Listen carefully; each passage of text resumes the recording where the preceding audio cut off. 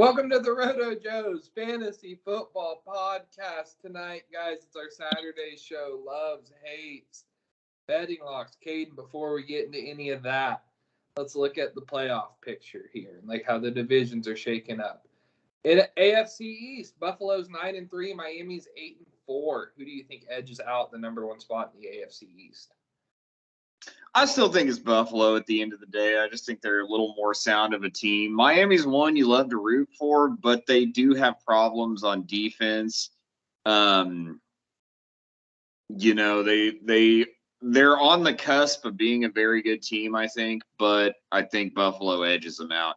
Now, I'm going to tell you this. I watched, Mike McDaniel's mic'd up. Fucking pure gold. Yes. Yeah.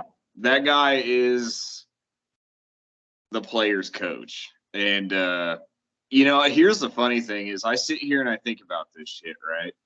And I look at people that were on the Houston Texans coaching staff at one point. Kyle Shanahan. Mike McDaniel was there. Mike Vrabel was there.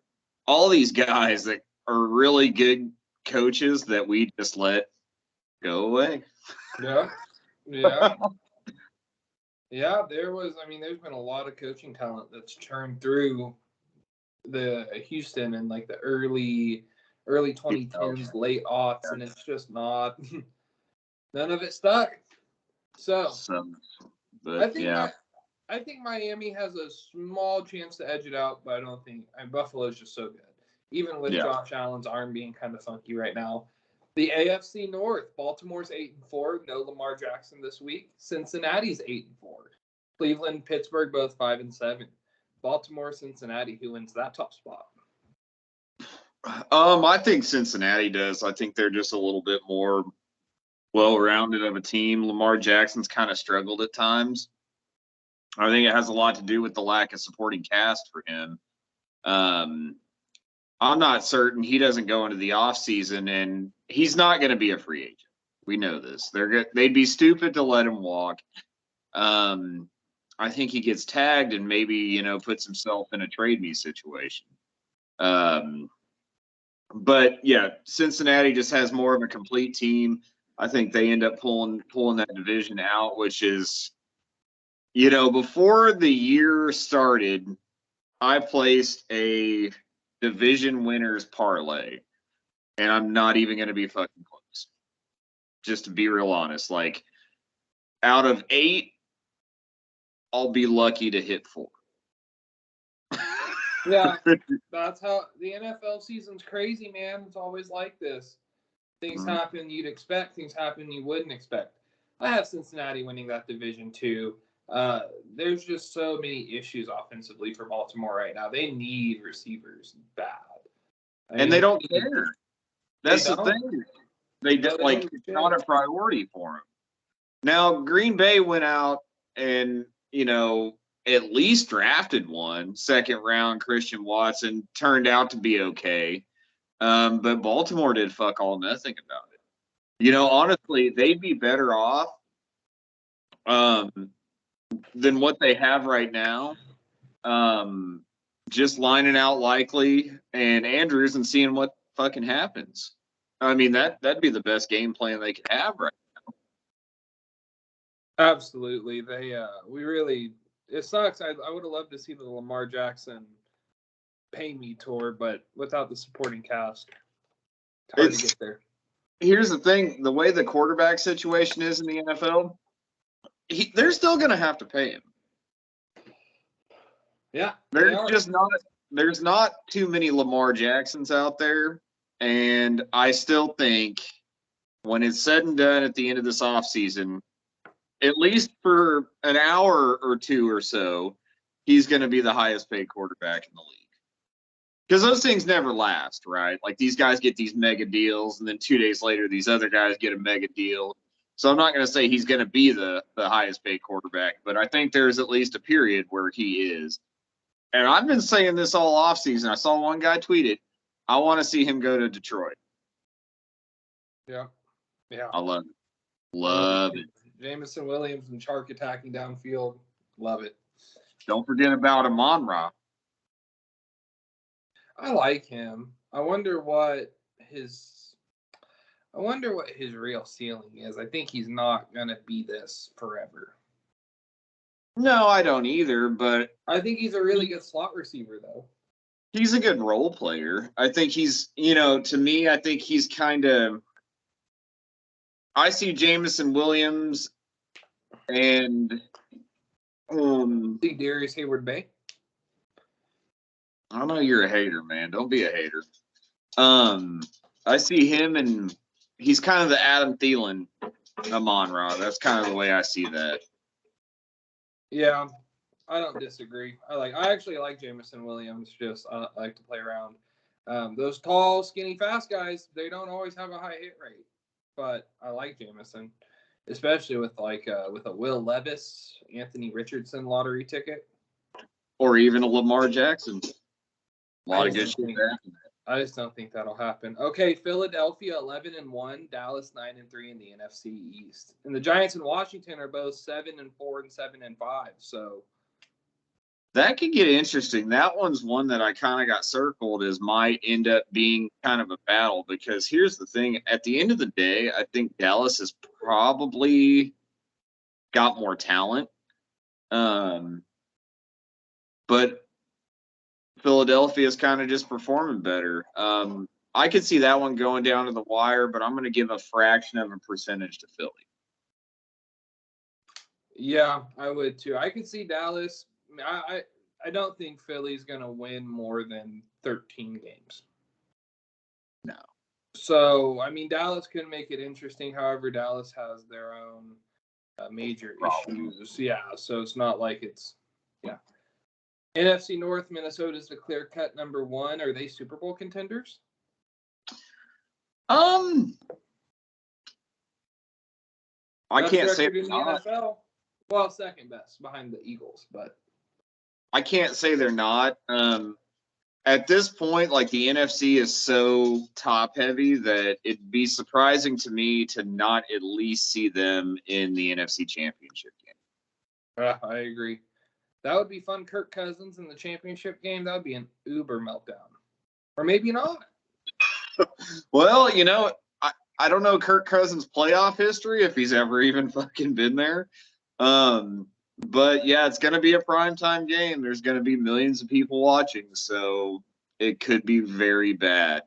And, Kirk Cousins was a guy that I really, really vouched for in the offseason, and I don't think I really realized how bad he is in primetime. I mean, so you got to eliminate 3 games. You can start him every year at least. And now that they're better, might be more like 5 or 6. Yep. All right. Last division. NFC South, I think Tampa Bay wins. Atlanta sucks. Carolina sucks. New Orleans. Still trying to figure out why Jameis isn't playing there. In the NFC West, a San Francisco with no Jimmy Garoppolo. Garoppolo might be back in the playoffs. They said the foot injury wasn't as bad as initially thought. So Jimmy G might be back. But can Brock Purdy lead them to that point?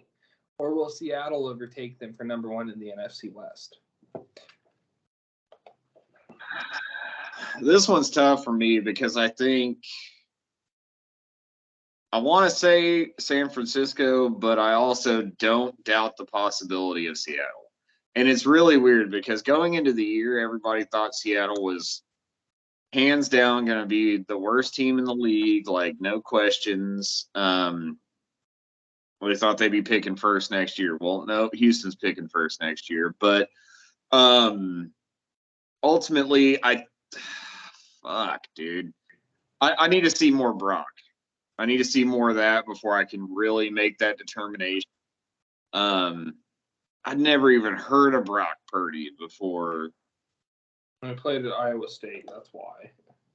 Yeah. I need to see more of that before I can become a believer. So I guess right now, if I had to make a determination, it'd probably be Seattle. Man, they have enough offensive talent, and I know Shanahan's so good that I don't think it matters necessarily. I think Kyle will get them in good situations. They're good. They are very good. And Brock Purdy's the type of quarterback that Shanahan will elevate to be looking like an act. He'll go sign a contract after this to be a backup. When he probably shouldn't be. Yeah.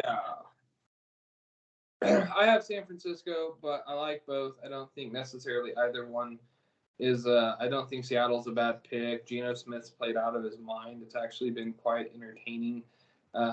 Kenneth Walker might be hurt. DJ Dallas is a priority pickup if you don't have him in the league, and Travis Homer. All right. Now, we're in this is week 14, 13, I think 14 right now. So in week 14, starting to think about dynasty buy lows, buy high, or sell highs, players we're trying to pivot off of and into before it gets popular. You want to beat the curve on this type of stuff. You don't want it to be the number one buy low everywhere. You want to kind of beat the curve. So we have a couple of buy lows each. Caden, your first dynasty buy low is Kyle Pitts, the 22-year-old Falcons tight end.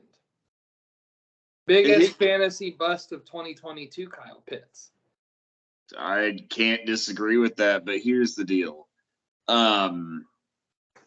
You can't deny the physical ability. You can't deny the draft capital they have in him. So at some point, somebody's going to raise a fuss to get Kyle Pitts more involved. I know he's injured right now. Here's the deal. Every dynasty manager that has him, like myself, we're holding on for dear life. But here's the thing. I wouldn't hate a conversation about a trade right now.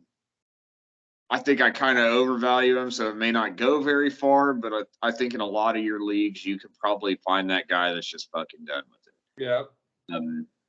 I think he can be had at this point. I still think he's got elite upside, but here's the thing with that. How long is it going to be? How long is it going to be until, and this is just coming from me, but how long is it going to be until we see him have a tight end one finish? How long is it going to be until, it clicks? He's young. He's 22 years old, but that's enough for a lot of people to see what's out there. You know what I'm saying? He's young, valuable asset, tight end position's kind of whack. I think Zach Ertz has been out for 4 weeks. He's probably still the tight end 7. I don't really know. I haven't looked, but that's how weak it is, and that's how – everybody sees Kelsey. Everybody wants that Kelsey. He has that potential. It's just when he gets to that point.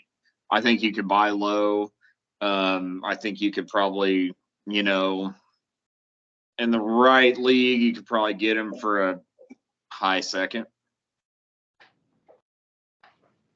If you can get Kyle Pitts for a high second, you better go do that now. I'm just saying you're going to have to pry him off my cold dead body at this point. I've talked too much stuff.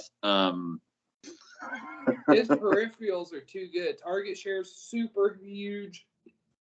Like, all these analytic metrics of his usage are super high, but they only pass the ball like 20, 24 times a game with Mariota.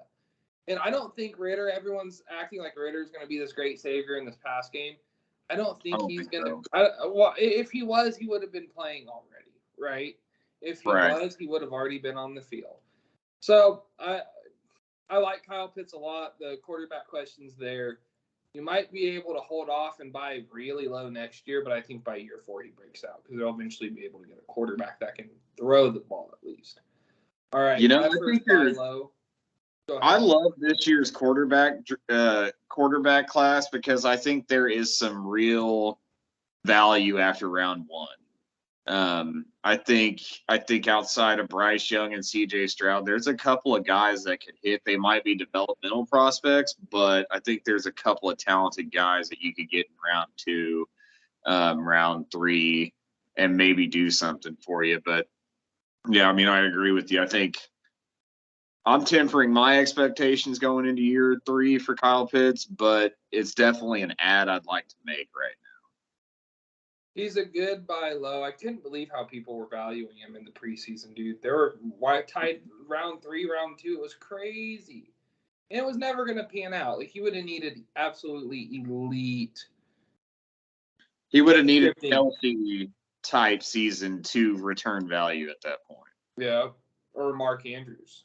tight end too, who really hasn't done amazing, but better than the other shitty tight ends. Yeah. My first buy low, I have 27-year-old Kareem Hunt. Now, Kareem Hunt's had a not very good year. Running back 38, 400 rushing yards, 25 receptions, 4 total touchdowns. However, he's a free agent after this year. See a team like Buffalo trying to bring him in. A team like, I mean, think of all the teams that have a mediocre running back that are good. The Rams. All the teams you're talking about trading for him. Eagles, I think Miles Sanders' deal is up after this year. Kareem Hunt's going to have some good fantasy years, and a lot of dynasty managers aren't even going to be thinking that far ahead. I'd venture to guess most people in a normal dynasty league wouldn't even think about the fact that he's a free agent next year. Probably get him for maybe a low second, couple thirds.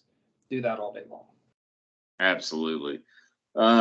He's kind of in that territory of guys that he's going to go get if everything pans out right, he's going to fall into a situation where he's the lead back. He's very talented. We always knew this, but he's just been kind of shelved behind Nick Chubb for the last couple of years. I mean, we remember his rookie season in Kansas City, fucking unbelievable, right?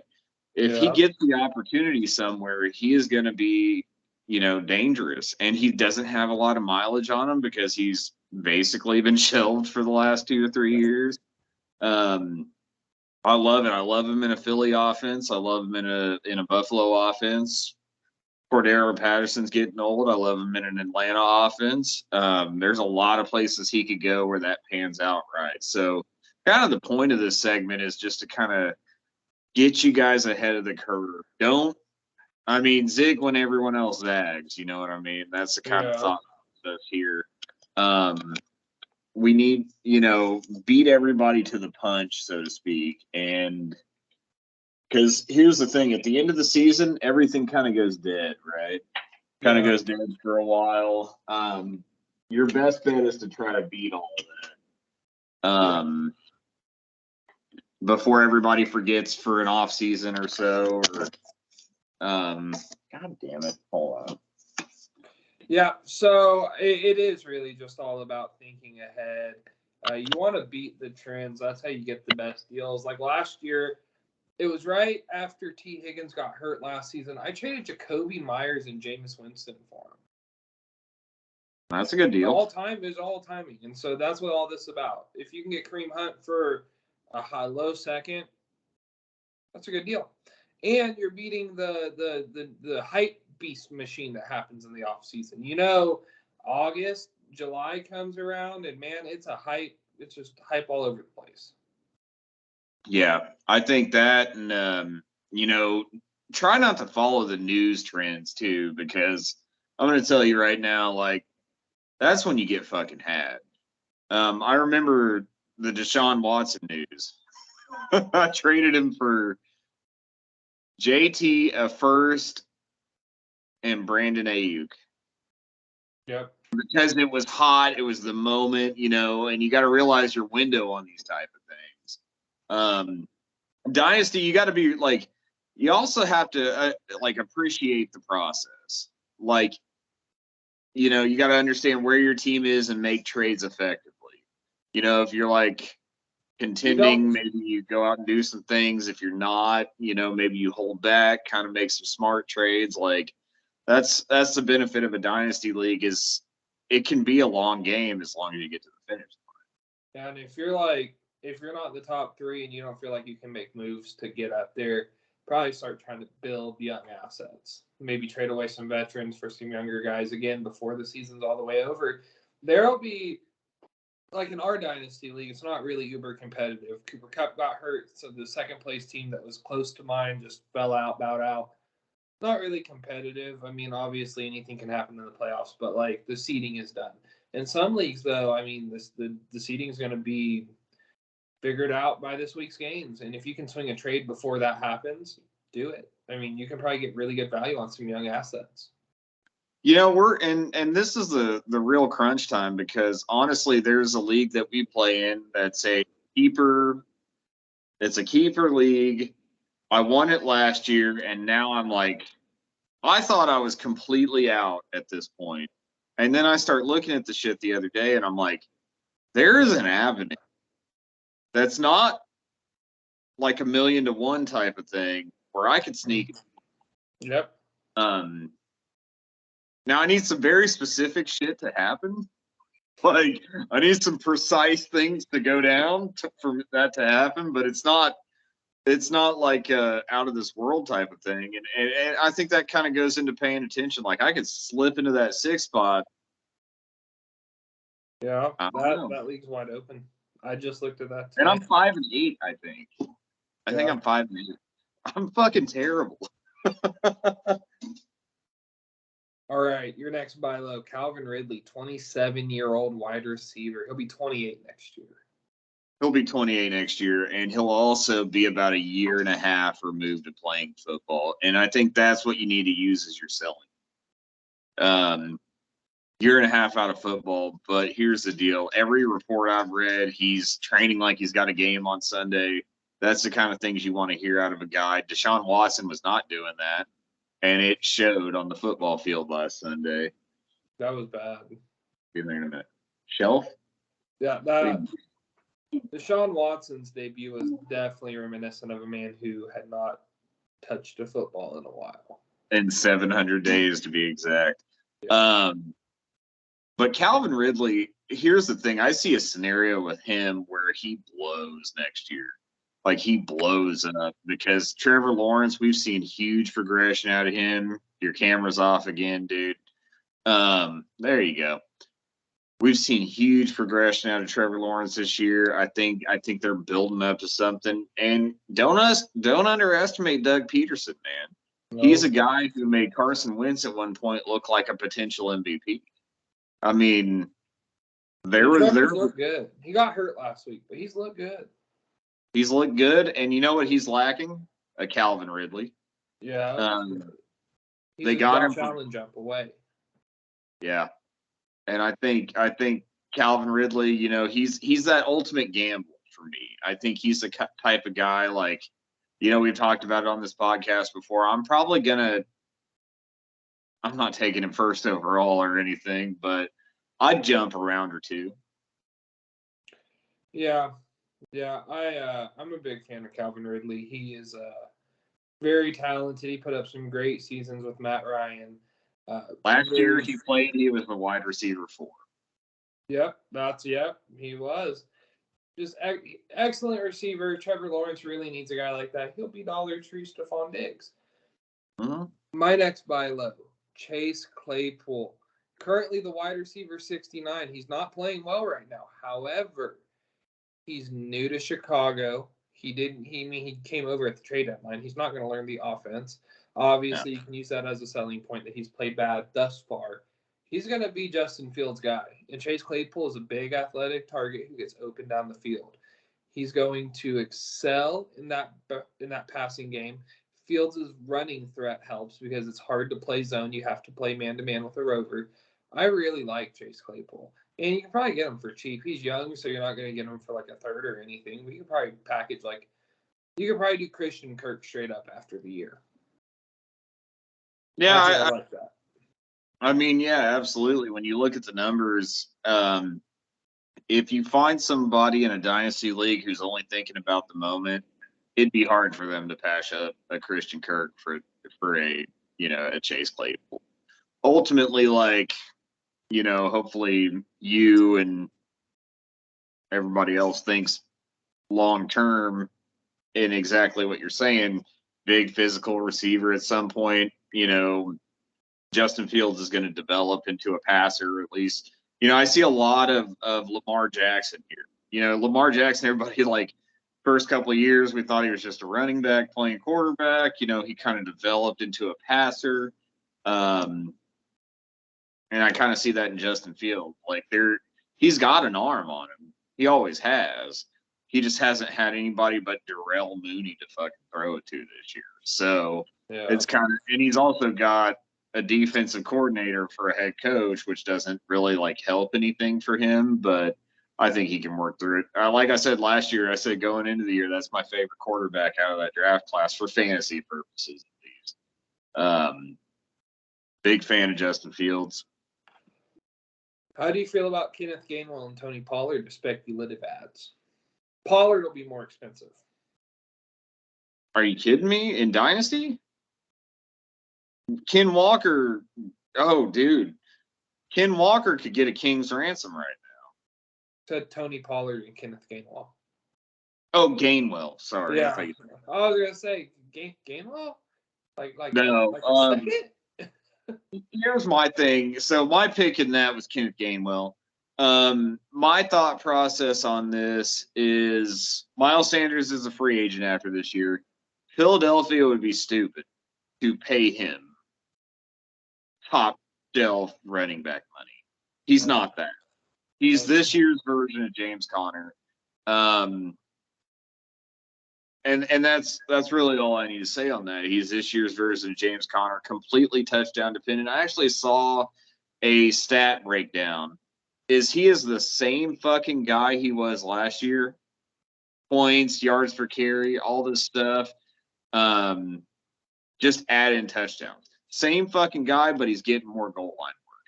That's it. He hasn't improved as a running back over last year. He isn't getting more yards per carry. Receptions are, fairly equal. They're going to let him walk, and they should. And here's the thing.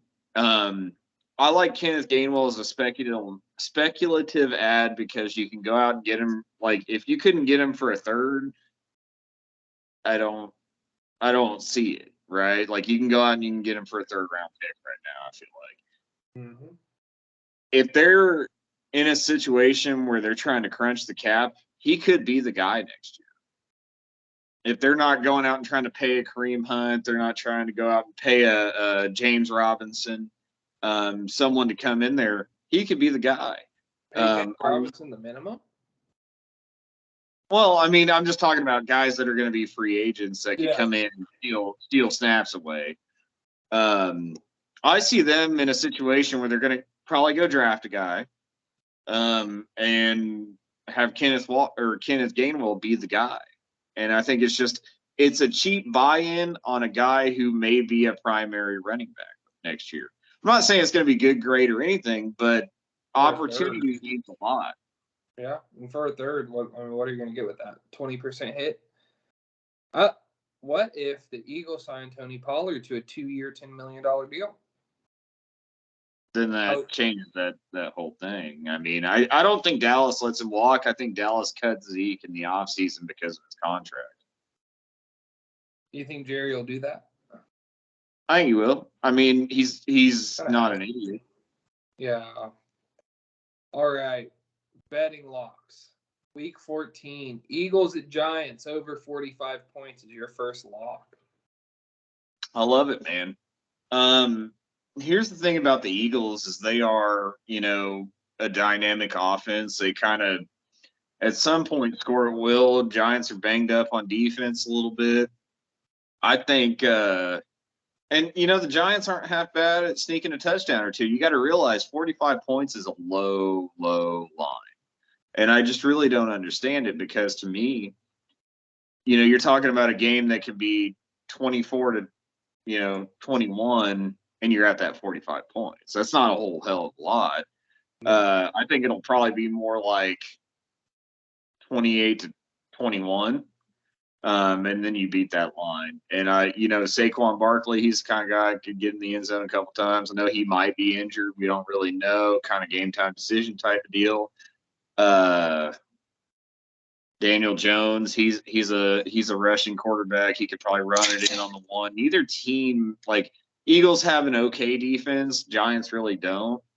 I don't see this being a defensive showing. I just think it's kind of a couple touchdowns here or there, and I could see it going over 45 really easy. Yeah, I agree. Jalen Hurts is going to put up numbers. I think that the ball buoys the Giants offense quite a bit where they're really not all that talented, but he makes them better than the sum of their parts. Yeah. I like that a lot too. 45 is pretty low.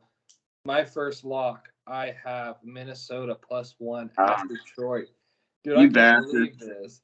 Detroit's 4-1 in their last 5 that they've played. Off the top of my head, it was the Packers, the Bears, and then a couple of other just whatever teams. They're not bad, but they're not good. And credit to Detroit. This is the first time Good they've for had them. any real success in a long time. Dan Campbell, I love Dan Campbell. It's a fun team. However, Minnesota with Kirk Cousins, Minnesota with Dalvin Cook, Minnesota with the offense ran by Kevin O'Connell, with Justin Jefferson is going to tear up Detroit. Sure, they only won by 4 last time. Division games are always hard. However, I like Minnesota +1. I think they win outright. It might be close. That's fine. It doesn't need to be a blowout. +1 is +1. So here's the thing: is when we start coming up with the outline for the show, every week, it's just like it. Honestly, it's whoever sends it first. The other person kind of has to adapt. And I'm scrolling through the shit today, and I'm like, holy shit, Minnesota's the underdog in this game. Why? Like, how and why? At the time, it was 2.5. I think was the line. If it changed to +1, that's great, because if you got in at 2.5, then good. But like, I'm like, oh, dude, I fucking love this lineup. And at the moment I thought that, here comes your ass. Bloop. And I was like, damn, because that was a good one. I mean, I couldn't believe Minnesota was the underdog in this game. Yeah, you love the feel-good story for Detroit. Like I said all year, I love to root for Detroit. Dan Campbell, he's that dude. Good for them for winning some games. They haven't done that shit in a long time. I mean, you remember the 0-16 Detroit Lions who went out and got Matt Stafford the next year. So that fan base needs it. That fan base absolutely needed a few wins. And it just ain't this week. You know what I mean? This is not their fucking week to win. Minnesota, I think, is playing on a different level, obviously. I can't believe how well Dan Campbell has coached this team, because that's not a good football team. No. And I think he doesn't get the credit he deserves for like getting the best out of that group of guys that he does, because honestly, that's a team that should be in the same conversation as Houston. Talent wise, they just, yeah, they're doing a lot better than they should. I think people need to realize that. But yeah, not this week. Your next lock, New England -2 at Arizona during Monday Night Football. I love it, dude. I do love too. that line. Here's the thing: Arizona's fucking imploding. Arizona has some fucking problems, and it really doesn't make sense, because they have a halfway talented roster. They shouldn't be as bad as they are. Poorly coached. I'm at the point, like, I took a lot of Kyler Murray in fantasy this year. Like, I swear to God, every fucking draft I was in, I was just right at that Kyler Murray spot. I took a lot of Kyler Murray. The more I watch him, the more I watch his interviews, I just don't like the guy. I'm really getting to that point where it's a personal preference for me to have no Kyler Murray on my fantasy team. And that'll start next year, clearly, because I think I have him on damn near, probably 80% of my leagues. I got some Kyler Murray. Do you think he improves with the real NFL coordinator? Cliff's a college guy.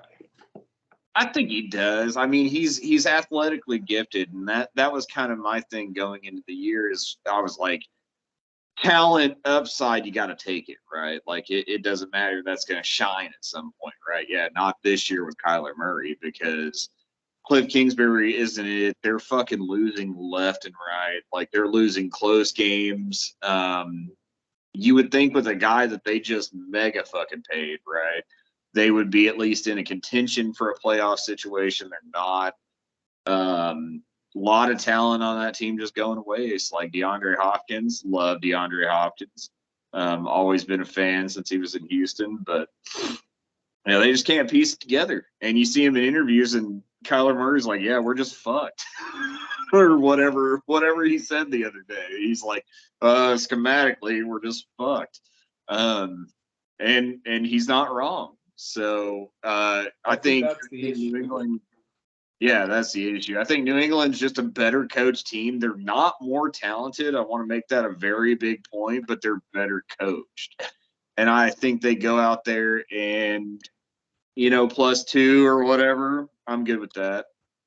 -2, I can't remember, but I think New England was favored to win that game, but I think they're better coached. I think their defense fucking swallows Kyler Murray and Cliff Kingsbury's air raid offense. I mean, Bill Belichick's just better than that. I just So want you to know that we played Thursday night football last week. There's been 11 days to prep. You know what Bill does on a long week. you know what? Bill Belichick could probably tell Kyler Murray his social security number at this point.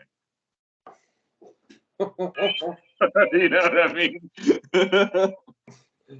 My next log, Dolphins at Chargers over 53.5 points. Miami's went over this point total in 5 out of their 12 games. The Chargers have went over in 4 of their 12 games. However, both teams, Miami's defense is bad. The Chargers is really bad. They were supposed to be a good unit, but they've been terrible. I loved it, dude. I loved it going into the year, but no, they're not good. Man, I liked Brandon Staley at one point, but the more he coaches, the more I think he's kind of an idiot. He's not helping himself. I like Brandon Staley. I just don't like his staffing choices. You know what I mean? You got Joe Lombardi, who's a piece of shit. Whoever the defensive coordinator is, I can't put a name to it right now, but you have a one-of-one defensive talent on that team. I mean, dude, they're fucking loaded top to bottom, and you can't do anything with it. That's my problem with it. Is their coordinators? Staley's supposed to be the defense guy. There's no excuse. Yeah, but it doesn't. Is he the coordinator?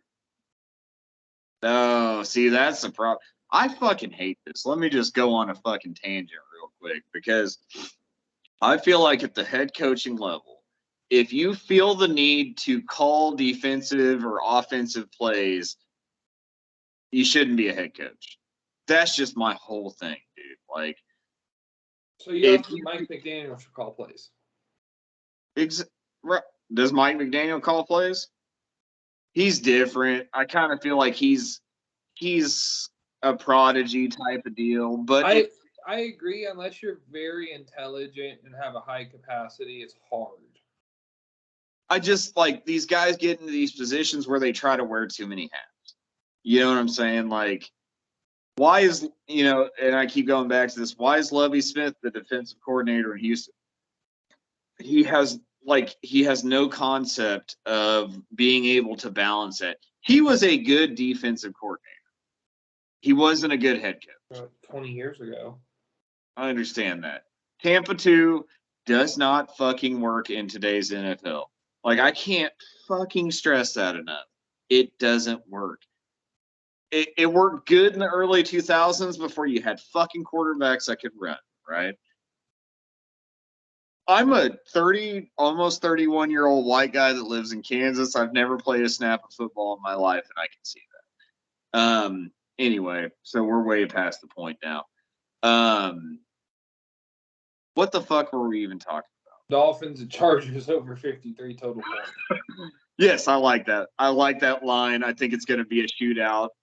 We just talked about the inability of the Chargers to be good regardless of how much talent they have, but I think Justin Herbert keeps them in it.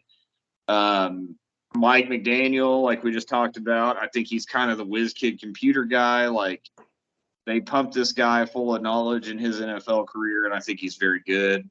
I'm expecting a shootout because of lack of defense.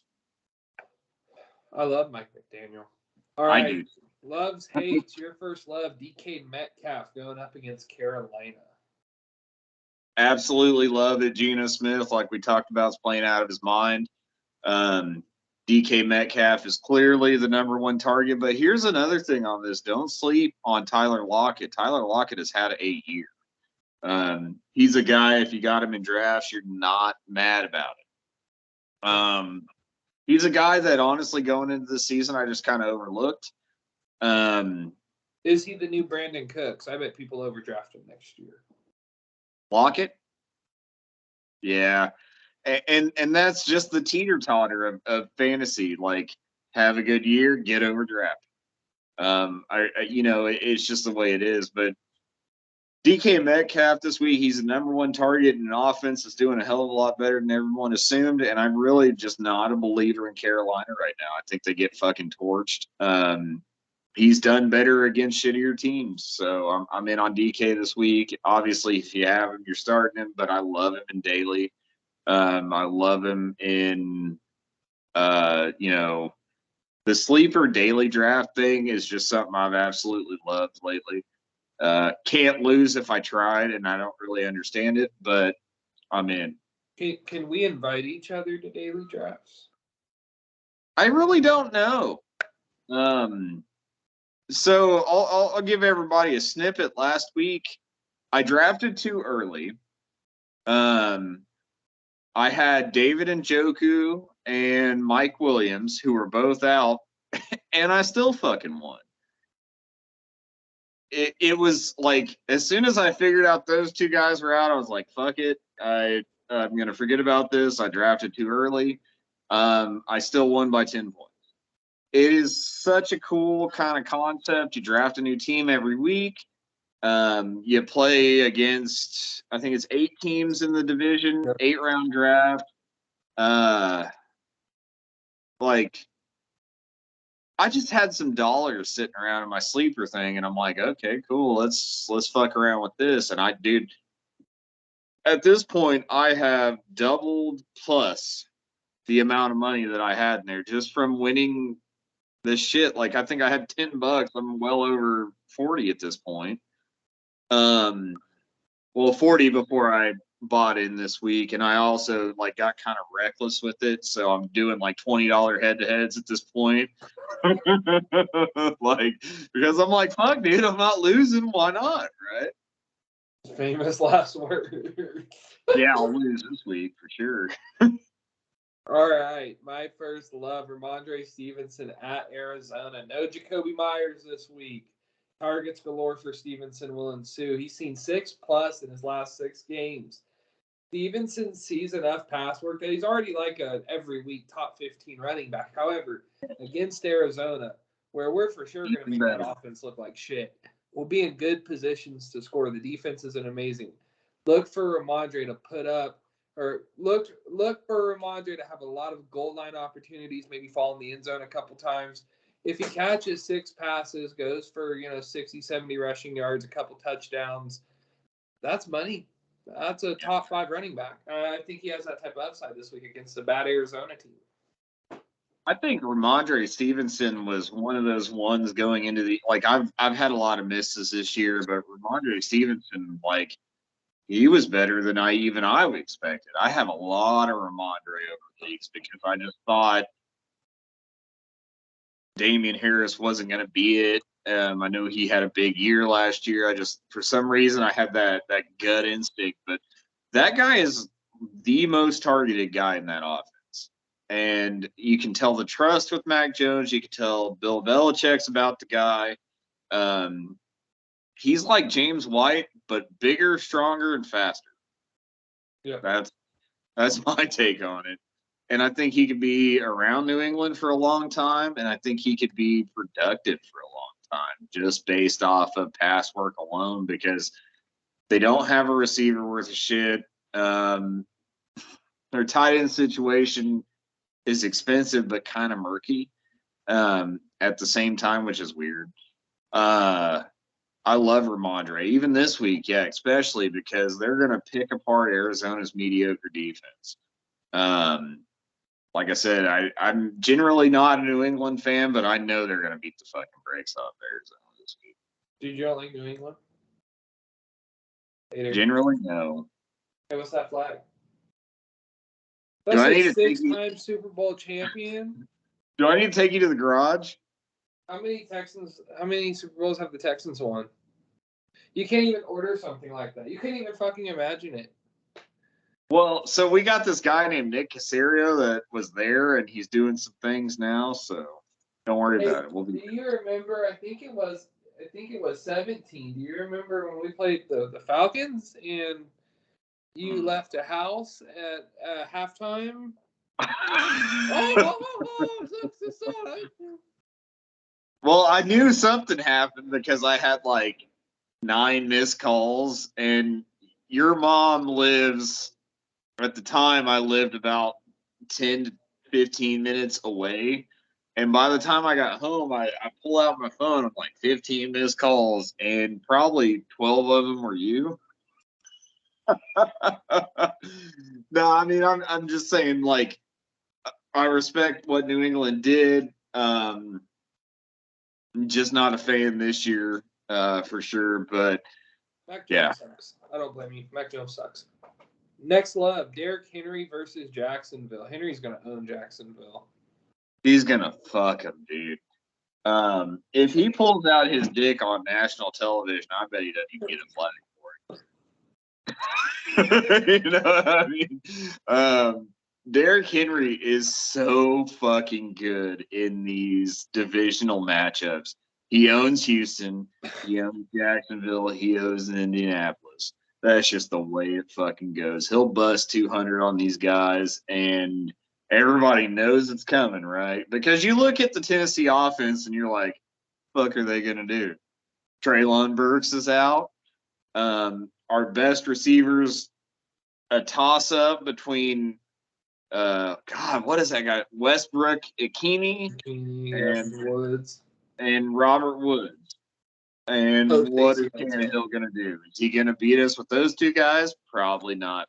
And they know Derrick Henry's going to rush it 30 times that game, and there's goddamn nothing they can do about it. And I'm like, I don't remember even back to Adrian Peterson, like a guy that could just, they know what they're going to do. Just can't fucking stop it. Maybe Marshawn.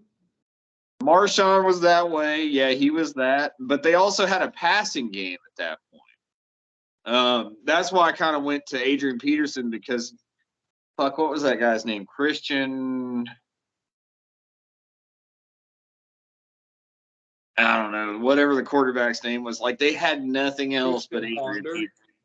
Ponder. That's right. Ponder. He just ponder and fucking hand it off to AP, and there was nothing anyone could do about it. I mean, you don't need a fucking genius to come up with the game plan of we need to stack the box against Derrick Henry, and they do it, and it doesn't work. So, yeah, love Derrick Henry this week. You don't need me to tell you to play Derrick Henry if you have him on your lineups, but he's a guy that I would overpay for in daily, in sleeper daily drafts, in those kind of situations. So that's why I talked about it. So my last love is Dalvin Cook versus Detroit. Okay. Detroit's been very good against running backs, but again, they played the Bears. No Khalil Herbert. Montgomery's a plotter. They played the Packers. Aaron Jones has not been spectacular because the offense is bad, and A.J. Dillon's A.J. Dillon. They played the Giants, who Saquon's kind of cooled down after a really hot start. And they played, let's see if I can find it real fast. Beside the point, Jacksonville. They played Jacksonville. And ETN didn't play that well against them, but they had a funky game with Lawrence getting hurt. Dalvin Cook put up 96 yards on these guys last week. He's seen a shitload of red zone touches, fourth in the NFL, but he's only scored 8 touchdowns. Dalvin's a guy that if he was scoring 12 to 15, he's already the RB13 right now in a down year. If he scored 12 or 13 touchdowns, he would be up in the top 6 or 7 running back scores. Detroit is not, I don't think they're as good again as we think that they've been hyped to. They're good, not great. Minnesota's on a roll. If Dalvin Cook can score a couple of times and then match that 90-ish yards production on the ground, he'll be a top 5 running back. Pair him with a Derrick Henry in a daily draft or a Ramondre Stevenson in a DFS lineup, and you'll probably have a really good day. Absolutely. He's as dynamic of a playmaker as it gets, but here's kind of the point I'm at with him. He's boomer bust. And he's kind of, I kind of link him with Alvin Kamara. They were, the same type of guy. I think Alvin Kamara catches more passes. I think Dalvin Cook's a better run. Would you rather have Kamara or Cook right now on a dynasty roster?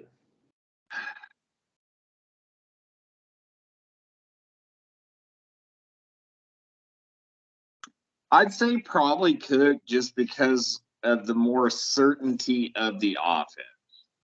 Kamara, I actually probably kind of like Kamara a little bit better in fantasy, but he's just got so many question marks around, right? Like they're probably going to shit can Dennis Allen. Offensive line sucks. They definitely need a new quarterback. Too many questions there. Dalvin Cook's kind of got more of a stable situation, and their cap situation, I don't really see them making a move. I see Dalvin Cook being there next year. I see Alvin Kamara being there next year, and Dalvin's just got a better situation. Yeah, Dalvin Cook, yeah, I agree. Dalvin to me, like he's a home run threat just about any time, but he's also kind of tapered down this year from what we've seen before. And I think it just goes to say that like the Vikings are kind of a pass first offense. I think Justin Jefferson's kind of the focal point, which he should be. He's young, he's good, he's dynamic. But I mean, you got to put some respect on Dalvin. I think he can go out and get a couple touchdowns and 80 yards any given week. Yep. That's the type of upside he has. He might have a crazy fantasy playoff. You never know. Yeah, this is really like everybody should have been looking about 2 weeks ago and seeing playoff schedules. Really, everybody, in my opinion, you should look before the trade deadline because you have 6 to 8 to 10, depending on your league, weeks of data to go off of. And you should be looking at those situations, especially in redraft, where this team that you have now doesn't fucking matter. Next year, you should be looking at these situations where you find out that, I think the Jets are one. Jets have a stupid fucking easy playoff schedule. I'm not in a situation where I'm gonna be in a playoff. Actually, I'm in the third round of Scott Fish Bowl, but arguably harder than any playoff contention spot. It's just luck, dude. Like that's with 3,000 people, like, and I think I'm gonna win this week too, so I'll probably be in the fourth round, but it's all questionable after that. But you should be looking at these teams that have just great matchups. I know the Jets were one. They have fuck all nobody that they're playing the end of the year. I think the Seahawks are one. That's where your trade should shift is towards those guys. Even if you have to overpay for some of these guys, like you did it one year where you went out. I remember a couple of years back when you won in our league, you went out and got David Montgomery and Jonathan Taylor. And the second you fucking did that, because it was like boom, boom, because I'd already been looking at it, but you just beat me to it. And the trades look stupid, right? Like on paper. And I remember like it was like boom, boom, and I was like, God damn it, I know exactly what the fuck he's doing. Like I was like, because you probably just beat me to it by about a couple hours. And that's what wins championships. That's what that's what separates people. So good on you that year, good on everybody who did that this year.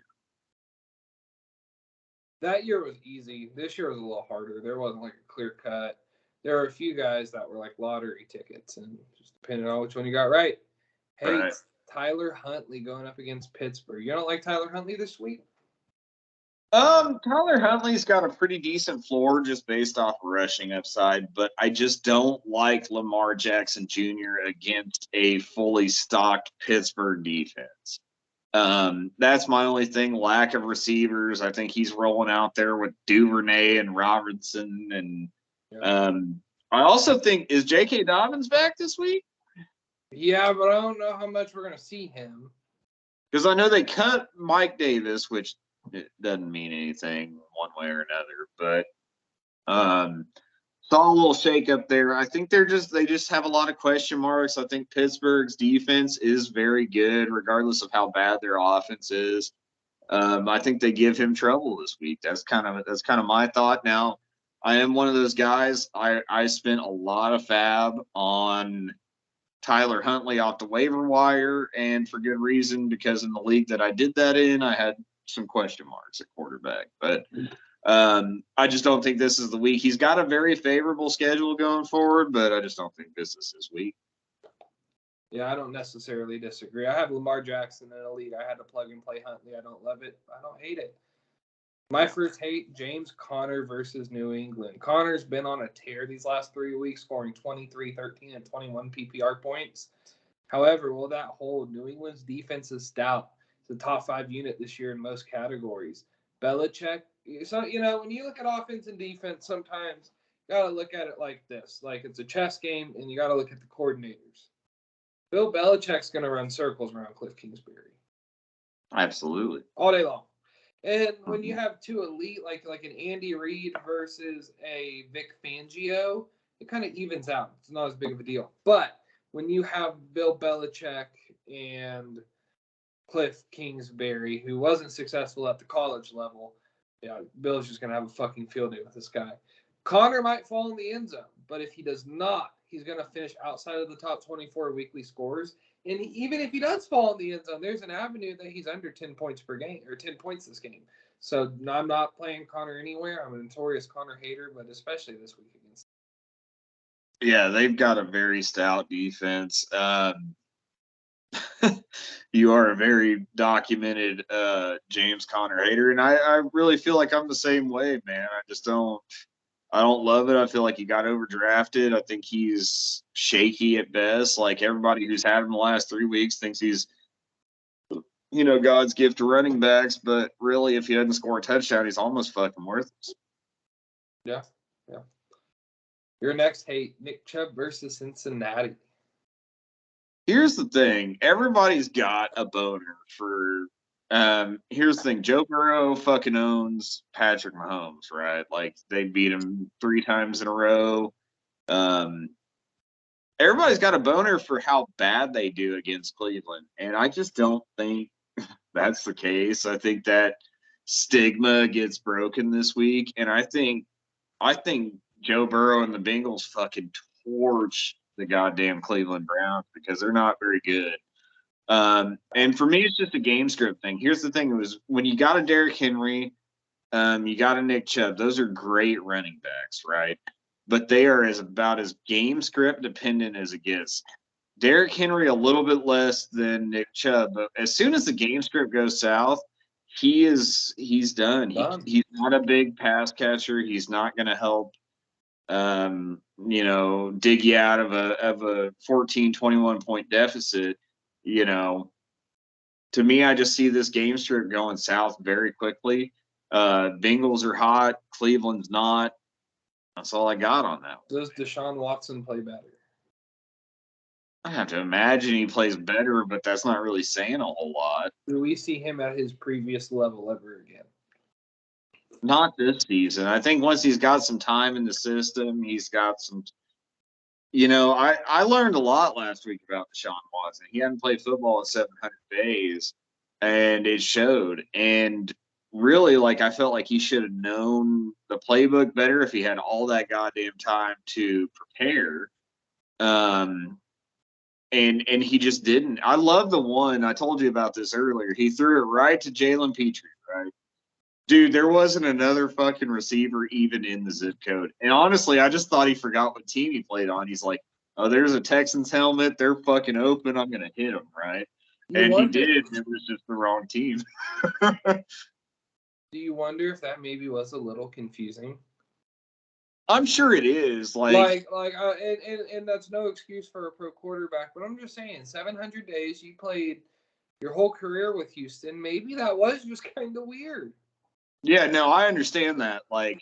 So he played 4 or 5 years with Houston. I'm sure it was hard for even Tom Brady when he went back and played New England. I know that's a different situation, 4 times as many years, but you can't tell me that Tom Brady didn't see a New England helmet wide ass open and at least think about it. Yeah. We're talking about 2 different people, but yeah, I'm sure that was weird.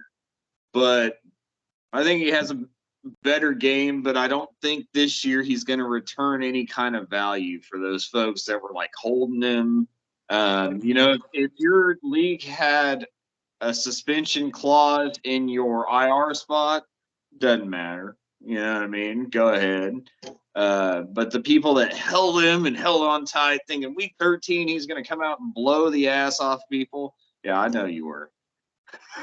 Hey, that was in round 18. Who cares? That's a fine lottery ticket. Yeah, and that's what it is fantasy's about all your lottery tickets hitting. And for me this year, just not as many of them hit as last year.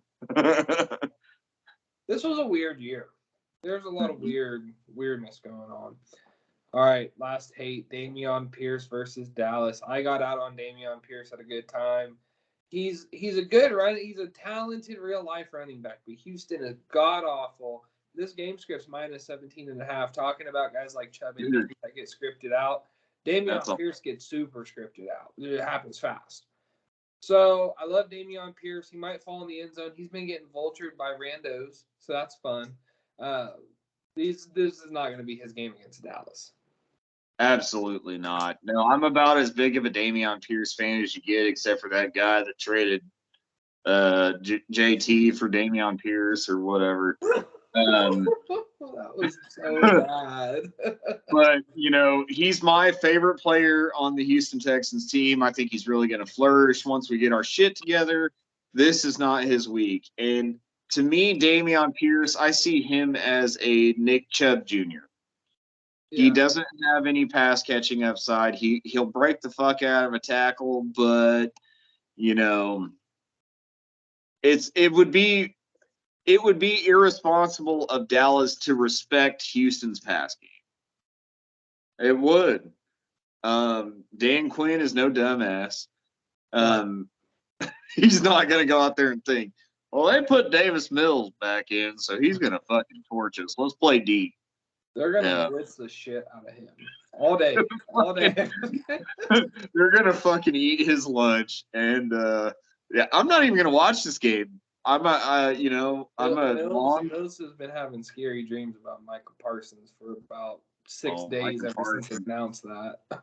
Micah Parsons is going to put his nuts on Davis Mills' forehead. Yeah, this is the Battle of Texas that ain't going to go our way. So, yeehaw. Anything else we want to touch on? Real quick. We talked about it earlier. How long does Derrick Henry have being a top 24 fantasy running back? He's 28 right now. Personal opinion, not knowing what the future holds for Tennessee, like not knowing who's going to end up playing quarterback, who's going to be the GM, what's going to happen past there. If things stay like they are now, top 24, I think is within reason for Derrick Henry at least 4 more years.